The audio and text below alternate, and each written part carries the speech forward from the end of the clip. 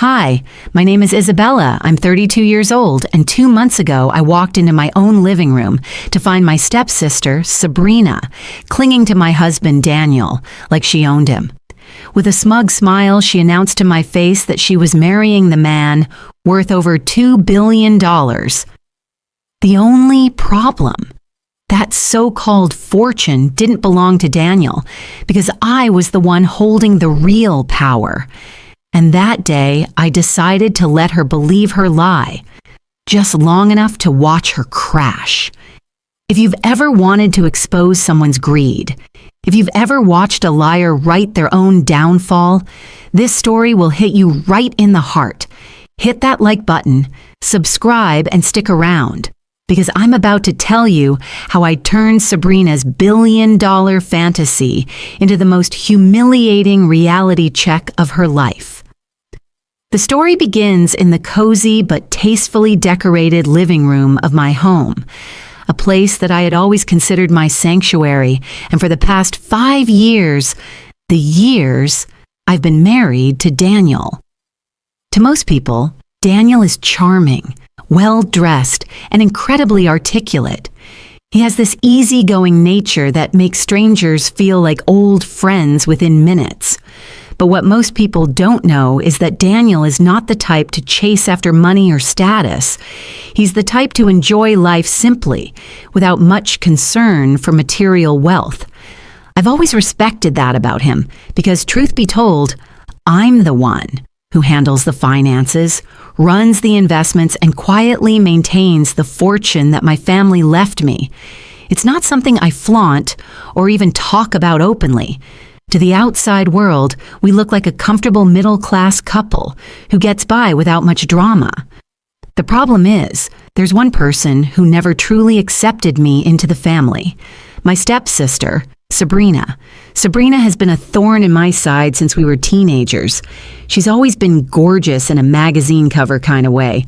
Long, dark hair, striking eyes, the kind of wardrobe you'd expect to see in a glossy fashion spread. But underneath that beauty is a constant hunger for attention, luxury, and social climbing. She thrives on being around people who can elevate her status, and she has never been subtle about her disdain for anyone she sees as less than.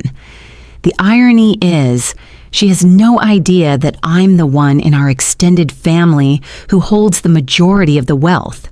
Over the years, I've learned to keep my distance from her. She's the type who turns every family gathering into an opportunity to outshine someone else. I've endured countless little jabs about my simple clothes, my boring house, and my ordinary lifestyle. I've always let it slide, because engaging with Sabrina on her level is like wrestling with a pig. You both get dirty, but the pig enjoys it. That all changed one Saturday afternoon. Daniel had gone out to pick up some groceries, and I was upstairs sorting through old boxes when I heard the unmistakable sound of the front door opening. Assuming it was him, I called out, "Daniel, did you forget your keys again?" There was no answer, but I heard voices, 2 of them. One was Daniel's, calm and slightly amused. The other was unmistakably Sabrina's, high-pitched and dripping with sugary sweetness. Curious, I walked down the stairs quietly, careful not to make a sound. What I saw in the living room made me stop in my tracks. Sabrina had her arms wrapped tightly around Daniel, her perfectly manicured nails resting on his shoulders as if she were posing for a romantic engagement photo. Her eyes sparkled as she looked up at him, and she was saying something I couldn't quite hear. I stepped closer, staying hidden just behind the wall that separated the hallway from the living room. Then I heard it clearly, her voice smug and dripping with satisfaction. "Well, I guess I'm the lucky one now. Not every woman gets to marry a man worth over $2 billion. My heart didn't skip a beat out of shock. It skipped because I immediately understood what was happening. Sabrina thought Daniel was the billionaire. Daniel, bless his oblivious heart, didn't seem to correct her. He chuckled awkwardly, the kind of laugh he uses when he's uncomfortable but doesn't want to cause a scene. Yeah, well, that's not exactly," he began. But Sabrina cut him off with a delighted squeal. "Oh, don't be modest. I've done my homework, Daniel. I know all about your assets, your connections, and your influence. Honestly, I never thought someone like you would marry someone like, well, you know." Her eyes flickered briefly in the direction of the staircase, as if she suspected I might be within earshot. I felt a strange mix of emotions, anger, disbelief, and oddly enough, amusement. Sabrina's arrogance was almost comical. She had no idea that the fortune she was drooling over was not Daniel's at all. It was mine. My parents had built a business empire long before I was born, and through careful investments and management, I had not only preserved that wealth, but multiplied it. Daniel had always been supportive, but he never meddled in my financial affairs. That privacy now gave me a golden opportunity. In that moment, I made a decision.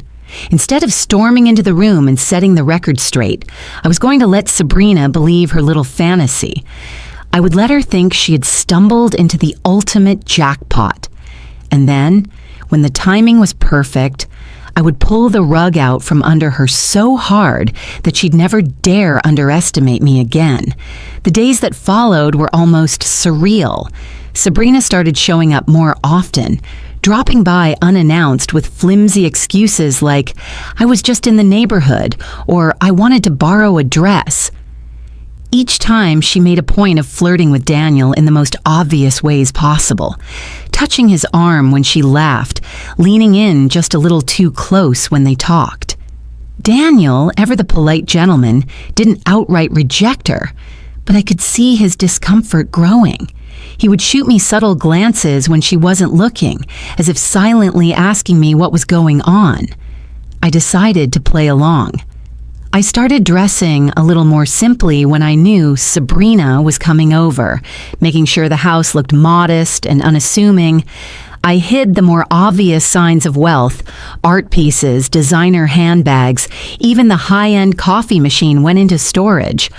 I wanted her to believe that Daniel was her only ticket into a life of luxury, and she believed it hook, line, and sinker. Sabrina began to drop hints about big plans for the future. She would casually mention exotic vacation destinations, luxury penthouses in the city, and charity galas filled with influential people. One evening, over dinner at our place, she said with a coy smile, "You know, Daniel, I can really see us as one of those power couples, changing the world, attending the most exclusive events. Of course, that kind of lifestyle requires, well, the right resources. But I suppose you already have that covered." Daniel looked at her puzzled. "Sabrina, I think you might be misunderstanding something." But again she interrupted him, laughing lightly. "Oh, Daniel, you're so humble. That's one of the things I love about you." I nearly choked on my drink at the boldness of her statement. It became clear that Sabrina wasn't just fantasizing. She was actively planning a future where she replaced me in Daniel's life, and she thought she was being subtle about it. What she didn't realize was that she was walking right into the trap I was setting for her. I began quietly documenting her behavior. Text messages she sent to Daniel, little comments she made when she thought I wasn't listening, and even the way she paraded herself in front of him at family gatherings. I didn't confront her. I didn't warn Daniel. I wanted every piece of evidence to be undeniable when the time came. By the end of the second week, I had more than enough to work with, but I wasn't ready to end the game just yet. No, I wanted Sabrina to dig herself so deep that when I finally revealed the truth, there would be no graceful way out for her. And so, I waited. Daniel, in his easygoing way, still didn't fully grasp what Sabrina was plotting. To him, she was just being her usual flirtatious, attention-seeking self. But I could see the difference. Her visits were no longer casual drop-ins. They were calculated. She had begun asking questions about his business ventures, his future plans, and even about keeping the wealth in the family. She was positioning herself, and the worst part was that she thought she was being clever. I let her keep going. Each time she asked Daniel about his finances, I watched closely. Daniel would shrug, tell her he was comfortable, and try to steer the conversation elsewhere. But Sabrina would circle back, her eyes sparkling in a way that had nothing to do with affection and everything to do with greed. One Friday evening, she called Daniel and insisted she needed his advice on an investment opportunity. I was sitting next to him on the couch when his phone lit up with her name. He glanced at me, raised an eyebrow, and answered on speakerphone. Her voice was syrupy sweet. "Daniel, you're so good with money. I just found this amazing opportunity, but I want to run it by someone who understands big investments." Daniel chuckled. "Sabrina, I'm not sure I'm the person you should be asking about that." She didn't miss a beat. "Oh, come on, Daniel, don't be modest. I know you've got the resources to make these kinds of deals happen. Honestly, I wish I'd met you sooner. My life would be so different." I stayed silent, letting her dig. The next week, she upped her game. She invited Daniel to a networking dinner at a luxury rooftop restaurant without inviting me. She even sent him a message saying, "It'll be just the two of us. I think we'll get along better without distractions." That was the moment Daniel finally realized something was seriously wrong. He showed me the message, his face a mix of confusion and disbelief. "Isabella, is she hitting on me? This feels off." I smiled gently. "It's more than that. She thinks you're a billionaire." He laughed, thinking I was joking. But when I explained everything I'd overheard and all the little signs she'd given, his amusement faded into shock. "Wait, she thinks I'm what? And she's trying to replace you?" I nodded. "Exactly. And we're going to let her think she's winning until she isn't." That's when I laid out the plan. We would give her the stage she so desperately wanted, let her believe she was moments away from securing her billionaire husband, and then, at the peak of her confidence, I would reveal the truth. Daniel was hesitant at first. He didn't like the idea of playing games. But once he saw how manipulative Sabrina had been, he agreed. The opportunity came sooner than expected. Sabrina called Daniel 2 days later, gushing about a charity gala in the city. "It's perfect for us," she said. "All the elite will be there, and it's black tie. I can already imagine us arriving together." She didn't invite me, of course. Instead, she suggested Daniel pick her up from her apartment. I told Daniel to agree. On the night of the gala, I dressed in a sleek floor-length gown, a deep emerald green that brought out my eyes. I wore diamond earrings, a matching bracelet, and carried a clutch that cost more than Sabrina's rent. I arrived at the venue early and spoke to the event organizers, many of whom I knew personally. After all, I'd been one of the primary donors for this gala for years. My name was on the sponsor list, though I'd kept that detail quiet from most of my extended family. I asked the organizers for one small favor. When Sabrina and Daniel arrived, they should be announced loudly, just as I made my entrance. Timing was everything. Sure enough, about 20 minutes later, I saw them step out of the elevator.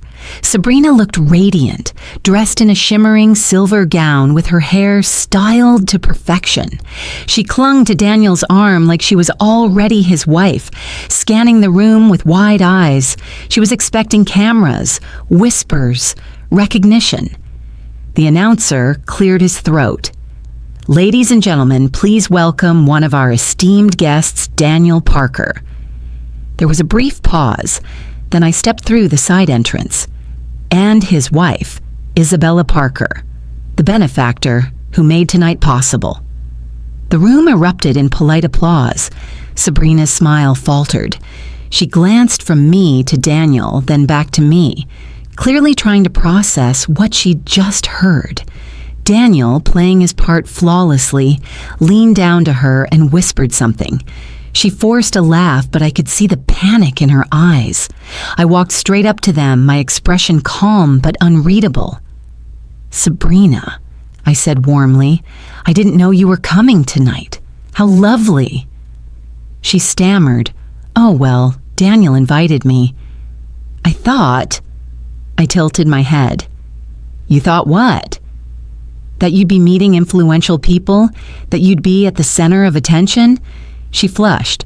"No, I cut her off gently. "I'm glad you're here.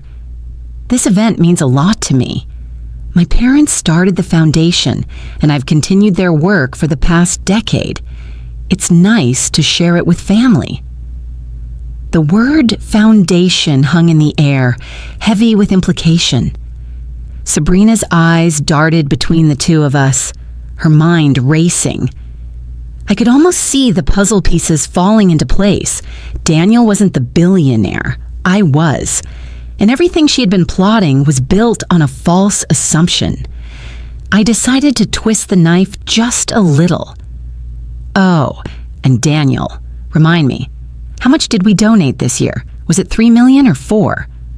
Daniel smiled. 4. I nodded. "Yes, 4. It's important to invest in causes that matter." The rest of the evening was deliciously awkward for her.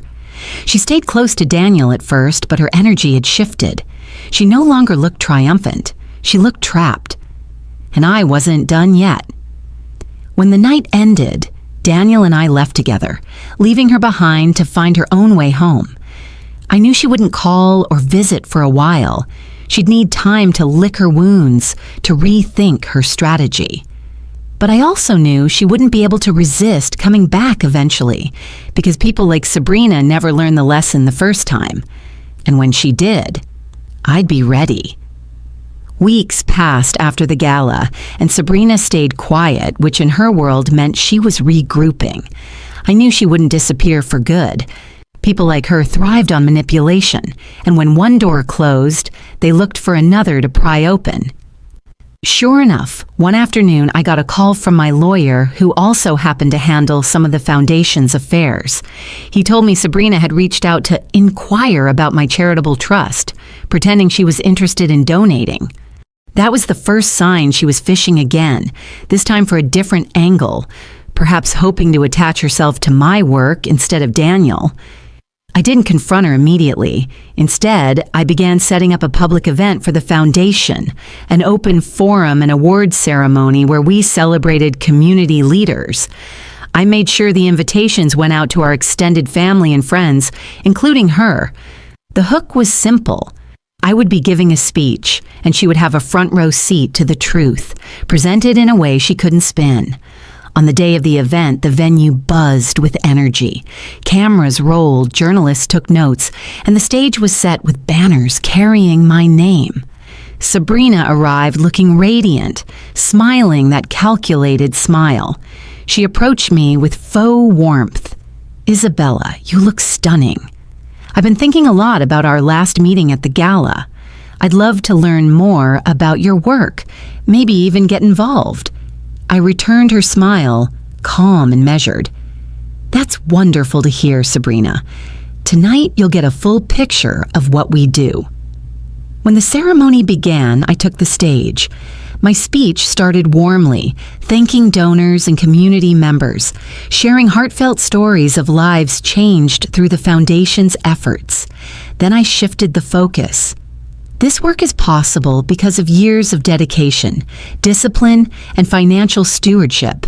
It's not about quick wins or personal gain. It's about building something bigger than ourselves. I let my gaze rest on her for a moment before continuing. And in life, there are people who contribute and people who take. The takers may seem to win in the short term, but the builders, we create legacies that outlast greed. The room applauded. Cameras flashed. Sabrina shifted uncomfortably in her seat. Later that evening, I made a point to introduce her to several journalists. Each time I emphasize my role as the founder and lead donor, subtly reinforcing the fact that any influence in this circle came through me, not Daniel. By the end of the night, her smile had thinned into something brittle. The true ending came a month later, when Sabrina tried one last maneuver. She invited Daniel to coffee, framing it as a peace offering and an apology for the awkwardness. Daniel agreed, but only because we decided it was time to close this chapter permanently. I waited in a nearby cafe while he met her. Within minutes, Sabrina was back to her old tactics, hinting about partnerships, social events, and making connections through him. That's when Daniel leaned in and said, "Sabrina, you should know something. I'm not the billionaire you think I am. Isabella is. Everything you've been chasing, all these conversations, you've been aiming at the wrong person." He stood up and left her sitting there stunned. A few days later, I sent her a short message. "Sabrina, I hope you find the happiness you're looking for, but it won't be here. Our lives don't overlap anymore, and that's for the best." She didn't respond. From that point on, she stopped attending family events, stopped calling Daniel, and as far as I knew, redirected her ambitions elsewhere. It wasn't about revenge anymore. It was about reclaiming peace. By standing firm, exposing the truth, and refusing to let greed dictate the terms of my relationships, I'd not only protected my marriage, but also my own sense of control.